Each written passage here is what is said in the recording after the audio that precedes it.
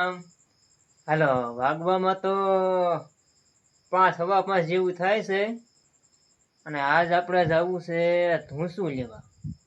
ધૂસું આપણે કુંદાળા તો લગભગ નહીં મળે અને મળે તો નાખી લઈ લઈશું, નકર લીલાપુર જવાનું છે. રિક્ષાવાળાને ફોન કરી દેવી, દી ઉગ્યો તો માન આપણે હાલતા થઈ દઈશું. હાલો તો એકવાર એને ફોન કરી દઉં.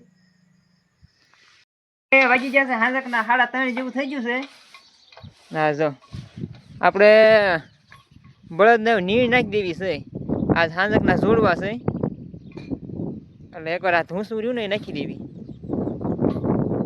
આમાં ધૂસું છે પણ એમાં કોક કાગળ નીકળશે. જો આમાં જો આવા નીકળશે. એકવાર આમાં જોઈ લેવી અને પછી એકવાર નાખી દેવી. હાલો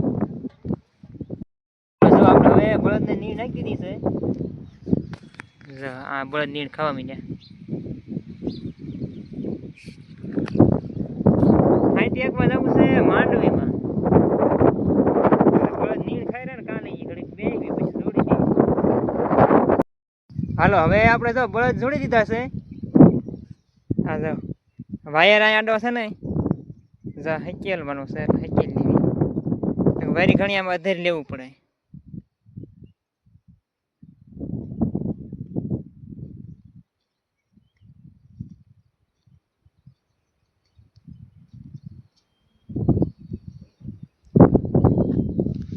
હાલો વાયર હકેલાઈ ગયો છે.